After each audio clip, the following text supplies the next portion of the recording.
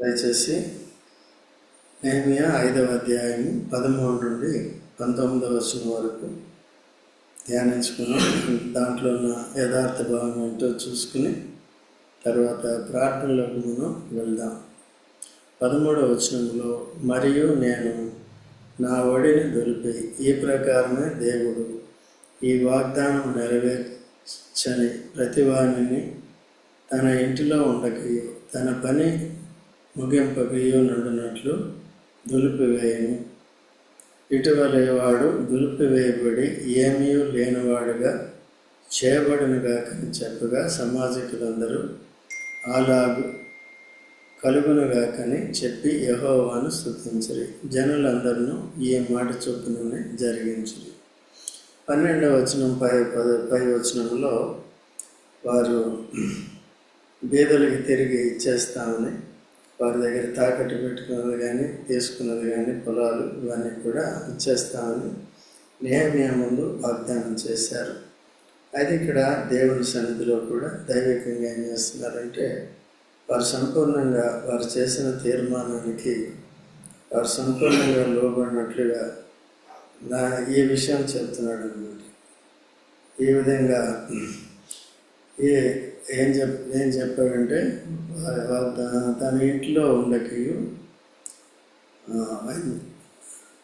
మరియు నేను నా ఒడిని దులిపి, ఈ ఒడిని దులిపి. కొన్నిసార్లు ఈ ఊర్లలో కూడా కొంతమంది ఇలాంటివి చేస్తూ ఉంటారు అన్నమాట. కాబట్టి ఎందుకంటే మనుషులు నమ్మలేం కనుక కొన్నిసార్లు బయటకు ఒప్పుకొని సీక్రెట్గా అనన్య సపర్య వాళ్ళు కూడా చేస్తూ ఉంటారు, ఆకాని వాళ్ళు కూడా చేస్తూ ఉంటారు. అయితే దైవికంగా వీరు చేసింది, దేవుని ప్రజలుగా వారు చేసింది మాటకి కట్టుబడి ఉండాలి. అందుకనే యాకోబు చెప్తాడు, మనమందరం కూడా మాటలో తప్పిపోతాం, మాటలో తప్పిన వాడే తన శరీరాన్ని తన ఆధీనంలో పెట్టుకుంటాడని. అలాగే 15వ కీర్తనలో కూడా దావీదు చెప్తాడు, దేవా నీ సన్నిధిలో అతిథిగా ఉండదగిన వారు ఎవరు అంటే యథార్థంగా పలుకువాడే అంటారు. సో ఇవన్నీ కూడా చెప్పినప్పుడు దులిపి చూపించి ఇలా మిమ్మల్ని అందరినీ దులిపేస్తాడు, మీరు పాడైపోతారు, కలిగిన వారు ఏమీ లేనివారుగా అయిపోతారు అని చెప్పినప్పుడు జనులందరూ కూడా అంగీకరించారు. సమాజకులందరూ అలా కలుగునుగాక. ఎందుకంటే ఎవరైతే అవిధేయులు అవుతారో, చెప్పిన మాట నెరవేర్చరు, బీదలకు ఇవ్వాల్సిందంతా తిరిగి ఇవ్వాలి, ఎవరి దగ్గర తీసుకుంటే వారికి తిరిగి ఇచ్చేయాలని తీర్మానం చేసుకున్నారో అది వారు చేయకపోతే వారు దేవుని చేత దులిపివేయబడతారని అందరూ కూడా ఏకగ్రీవంగా చెప్పి యెహోవాను స్తుతించారు. జనులందరూ ఈ మాట చొప్పుననే జరిగించారు. వెంటనే ఇక్కడ నెహెమ్యాకు ఒక సమస్య తీరిపోయింది. ఎందుకంటే జనాలందరినీ కూడా సమన్వయపరచాలి అంటే, అటు దైవికమైన విధానంలో మనుషులందరూ కూడా ఉండాలంటే తన ప్రయత్నాలన్నీ కూడా ఈ రీతిగా సఫలం అవుతున్నాయి.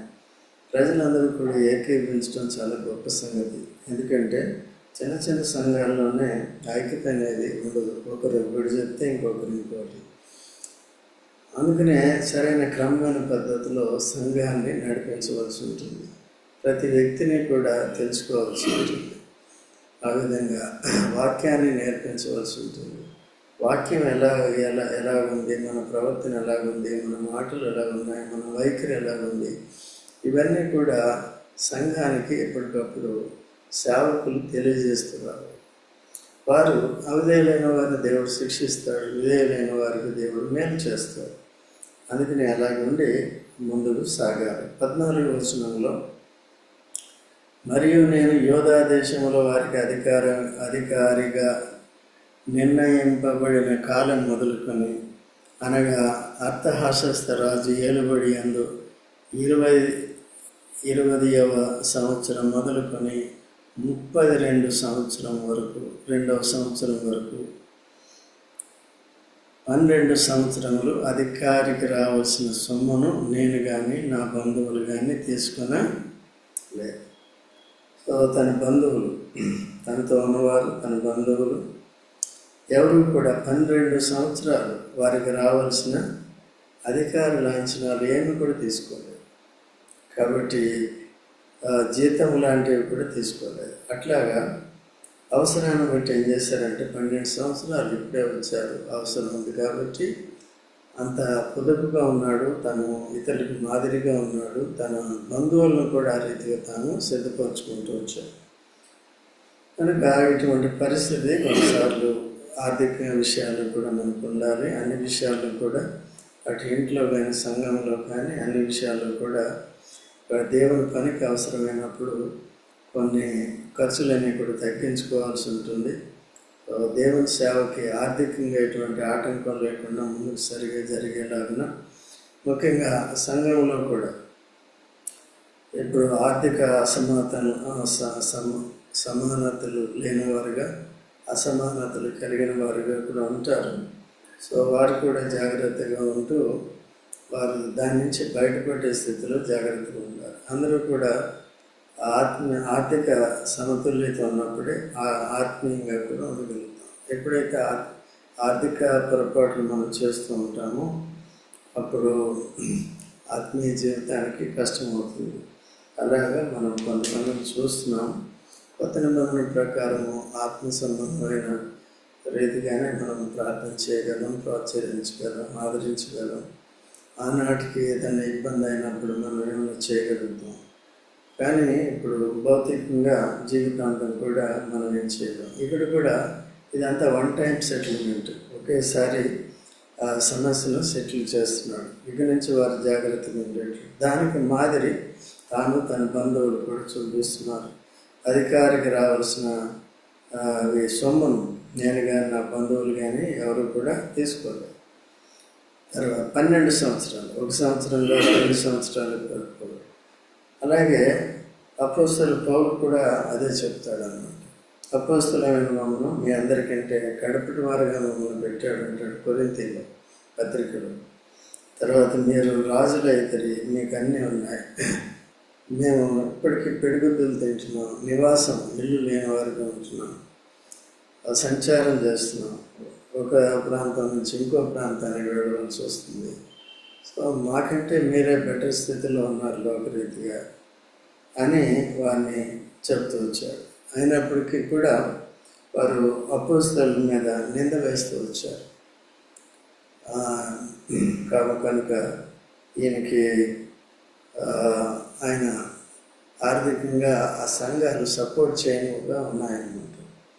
అందుకనే ఫిలిప్పి 4:19లో సో పౌలు ప్రత్యేకంగా ఈ విషయాన్ని చెప్తాడు. ఎందుకంటే ఈ కొరింథీ సంఘంలో ఉన్నవారు ఆయనకి సపోర్ట్ చేయలేదు. ఆత్మీయంగా క్రియల్లో దరిద్రంగా ఉన్నారు. విశ్వాసంలో నోటితో చెప్పే విషయంలో వారు బాగా చెప్తున్నారు, కానీ క్రియల్లో, అందుకనే ఆర్థిక విషయాలు కూడా వారికి చెప్పవలసింది. అనేక రీతిలుగా కొరింథీ సంఘంలో లోపాలు ఉంటున్నాయి. పైకి ఏమంటున్నారంటే మా అంత ఆత్మీయులు ఎవరు లేరు అంటున్నారు, మాకున్న వరాలు ఎవరికి లేవు అంటున్నారు. సో అలా కాదు. చూడండి ఫిలిప్పి 4:19. కాగా దేవుడు తన ఐశ్వర్యం చొప్పున క్రీస్తు యేసునందు మహిమలో మీ ప్రతి అవసరము తీర్చు. తెస్సలోనికైల ద్వారా వాళ్ళు ఏం చేశారంటే ఈయనకి కొంత సొమ్ము కానీ పంపించారు తన అవసరాల కొరకు.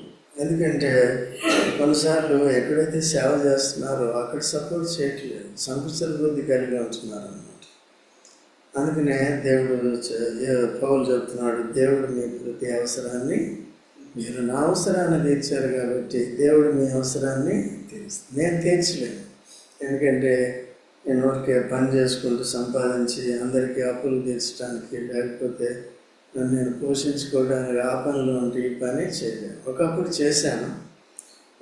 చేశాను. ఈ కొరింథీ విషయంలోనే తాను డేరాలు పెడుతూ వచ్చాడు.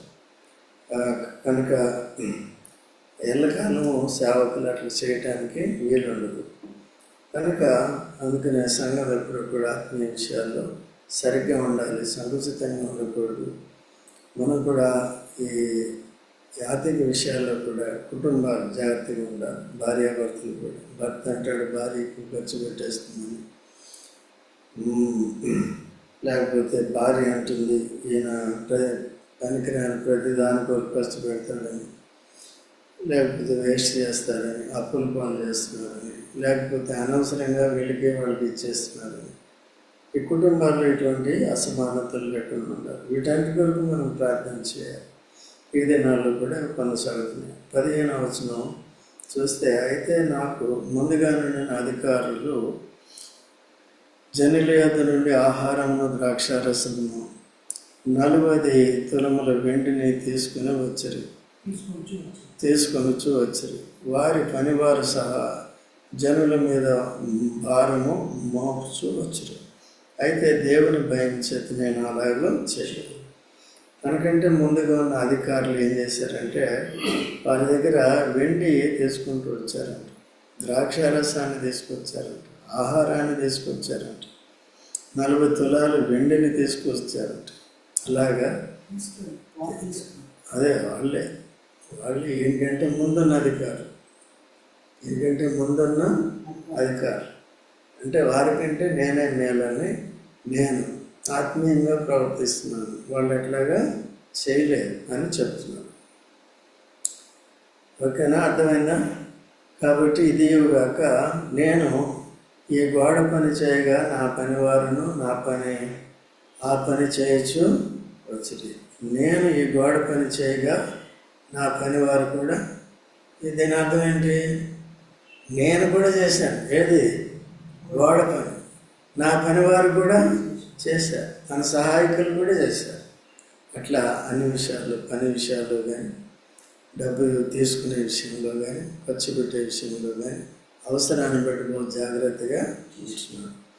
17వ వచనంలో, భూమి సంపాదించుకున్న వారము కాము, పౌలు పడేది, భూమి సంపాదించుకున్న వారము కాము, నా భోజనపు బల్ల యొద్ద మా చుట్టూనున్న అన్ని జనుల్లో నుండి వచ్చిన వారు గాక యోధులను అధికారులను 150 మంది కూర్చుండి ఇంటివి కదా. ఎప్పుడు కూడా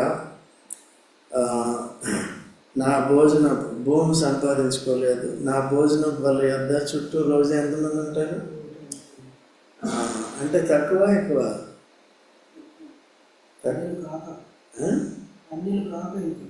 అనిల్ కాక అన్ని జనుల్లో నుండి వచ్చిన వారు గాక యోధులను అధికారులను 150. అన్ని జనులు ఎందుకు వస్తారు అంటే, అస్త రాజు కదా, ఆయన అనే కలపాకిలు ఏదైనా కావాలంటే నన్ను అడిగిన పంపిస్తా అంటాడు కదా. తీసుకొచ్చిన వారు కూడా ఏం చేస్తారు? ఆతిథ్యం ఇస్తారు, భోజనం ఇస్తారు, ఇవన్నీ పెడతారు. సో యూదులు 150 మంది ఉండేవారు, అధికారులు అందరూ కూడా ఉండేవారు. ఇది తక్కువ ఎక్కువ? ఎక్కువ కాదు, తక్కువ.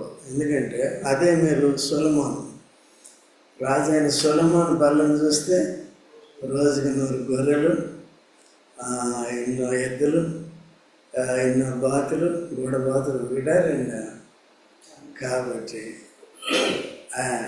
దాన్ని పోల్చి చూస్తే ఇదంతా అస్సలు లేనట్టు కదండి. అది కాబట్టి ఈ దినాల్లో కూడా జాగ్రత్తగా ఉండాలి. హెబ్రోన్లో కూడా బక్సింగ్ గారి టేబుల్ ఉంటుంది. పరిచయం అయిపోయిన తర్వాత ఆ టేబుల్ దగ్గర 15 మందిగా పడుతుంది అంతే. అంతమంది వచ్చి కూర్చొని ఉంటారు. మిగిలిన వాళ్ళంతా బయట ఎవరు అందరితో కలిపి తినాలి. ఓకేనండి. సో కాబట్టి ఎవరిని గణపరచాలి, వారిని గణపరచాలి. సో ఆ విధంగా గణపరిచి సిద్ధపరచాలి. నేటి దినాల్లో కూడా మేము కూడా అలాగే చేయాలి. మొత్తం అందరినీ పిలుచుకొచ్చి పెట్టేసేది కాదు, కానీ అవసరాన్ని బట్టి ఆ రీతిగా చేస్తూ ఉంటాం. అది తర్వాత అలాగా ఈ జాగ్రత్త కలిగి ఉండాలి. ఈయన బల్ల ఖర్చు కూడా ఏం చేస్తున్నాడండి? చాలా తక్కువ చేస్తున్నాడు. రెండోది, నా నిమిత్తము ప్రతిదినము ఒక ఎద్దును, శ్రేష్టమైన 6 గొర్రెలను సిద్ధము చేయబడను. ఇవి గాక కోళ్లను 10 రోజులకు ఒకమారు నానా విధములైన ద్రాక్షారసములను సిద్ధము చేసి ఈ ప్రకారం చేసినాను. ఈ జనుల దాసత్వము బహు కఠినంగా ఉండినందున అధికారికి రావలసిన సొమ్మును నేను అపేక్షించ. అంటే ఇంత తక్కువగా ఖర్చులు తగ్గించినప్పటికీ కూడా వారి ఇంకా బీదవాళ్ళుగానే ఉంటున్నారు. సమస్య వాడు తిరిగి ఇచ్చినప్పటికీ కూడా పరిష్కారం అవ్వట్లేదు. ఇవన్నీ కూడా సంఘంగా మనం కూడా చూడవలసి వస్తుంది. అందుకని నీ పక్షంగా మేమన్నా చూడవలసి వస్తుంది. అందుకని ఏం చేయాలంటే ఆ విధంగా సంఘం ఎప్పుడు కూడా ఆర్థిక సంక్షోభంలో ఉండకుండా ఎవరి బాధ్యత వాళ్ళు నెరవేర్చాలి. దేవుడు అటువంటి వారిని దీవిస్తాడన్నమాట. కాబట్టి మేము కూడా అట్లా ఉండాలి. ఈ దినాల్లో జలసాలు ఎక్కువైపోతున్నాయి. సంఘం కూడా ఆర్థిక లావాదేవీలకి సెంటర్ అయిపోతుంది. అన్ని జనుల ఎదుట దోషణ పాలవుతుంది ఆర్థిక విషయాన్ని బట్టి. సో కనుక ఇవన్నీ లేకుండా బాగా జాగ్రత్తగా ఉండాలి. తర్వాత 19వ వచనంలో, నా దేవా, ఈ జనులకు నేను చేసిన సకలమైన ఉపకారములను బట్టి నాకు మేలు కలిగినట్లుగా. మనం కూడా ఇక్కడ సకలమైన మేలు అంటే ఒక రకం కాదు. చూస్తే మనం పైన చూసుకుంటూ వచ్చినప్పుడు ఎన్ని రకాలు. రావాల్సిన జీతం సరిగ్గా తీసుకోలేదు, 12 సంవత్సరాలు త్యాగం చేశాడు, బంధువులను కూడా ఆ రీతిగా చేశాడు. తర్వాత బల్ల చుట్టూ వాళ్ళు వచ్చినప్పుడు తక్కించుకొని ఏం చేశాడు, అవసరాన్ని బట్టి చేశాడు. తర్వాత ఆ విధంగా సిద్ధపరచుకుంటూ వచ్చాడు. అధికారికి రావాల్సిన సొమ్ము కూడా తను ఏం చేయలేదు, తీసుకోవాలి. సో అటువంటి పరిస్థితుల్లో ఇప్పుడు దేవుడు ఆయన అడగటానికి అధికారం. నేను వీళ్ళకి నీ ప్రజలకు చేసిన మేలును బట్టి నాకు కూడా ఈ జనులకు నేను చేసిన సకలమైన ఉపకారమును బట్టి నాకు మేలు చేయాలి. అందుకు నేను ఉపకారం చేసేవారికి దేవుడు ఉపకారం చేస్తాను. అదే దైవ చిత్తానుసారంగా చేయాలి. ఇక్కడ దేవుని మందిరం కట్టబడాలి, గోడలు కట్టబడాలి. ప్రజలందరూ కూడా ఈ ఇబ్బందులు ఉంటాయి. ఇబ్బందులు ఏంటి, పేదరికం అని ఇదని అదని ఉన్నప్పుడు, వాళ్ళు కలహాలు ఉన్నప్పుడు, తాకట్టు పెట్టుకున్నారని పై వచనాల్లో మనం చూసినప్పుడు, వీటన్నిటినీ కూడా సర్దుబాటు చేయడానికి ఈ పరిస్థితి. కనుక సంఘం ఎప్పుడు కూడా ఇటువంటి బాధ్యతలు కలిగి ఉంటుంది. ఆ రీతిగా నేను కూడా ఈ దైవికమైన వాక్య ప్రకారం ఈ జ్ఞానంతో అందరినీ కూడా నడిపించవలసి వస్తుంది. ప్రతి వ్యక్తిని కూడా ఇండివిజువల్గా చూడవలసి వస్తుంది. సో దీన్ని బట్టి ఎవరి బాధ్యతలు వాళ్ళు నెహెమ్యా మనం నెరవేరుస్తూ, నెహెమ్యా అంటే ప్రవర్తన కలిగి, ఆలోచన కలిగి, యథార్థమైన స్వభావం కలిగి, దేవుడు మనకి మేలు చేసినట్లుగా మనం ఏం చేయాలి, చేయవలసిన ఉపకారం చేయాలి. మనం చేయవలసింది ఏంటి, అపకారం కాదేంటి, ఉపకారం. మరి ఏం చేసాం ఉపకారం, మనం పరీక్షించుకోవాలి. ఉపకారం చేసామా, అపకారం చేసామా ఎవరికైనా చూసుకోవాలి. ఉపకారం చేస్తే నీకేం చేస్తాడు దేవుడు. అందుకనే యెహోవా మహోపకారం ఉంటుంది. నువ్వు ఉపకారం చేస్తే ఆయన మహా ఉపకారం చేస్తాడు. అట్లా మనం చేద్దాం. సో అలా చేస్తున్నవాడు దేవుడు వారిని ఎలాగా దేవుడు తిరిగి ఉపకారం చేస్తున్నారో వారిని మనం గుర్తించవచ్చు. మిగిలిన వారందరూ కూడా జాగ్రత్తగా ఉండేటట్టుగా ప్రార్థన చేద్దాం. ప్రార్థనలోకి వెళ్దాం.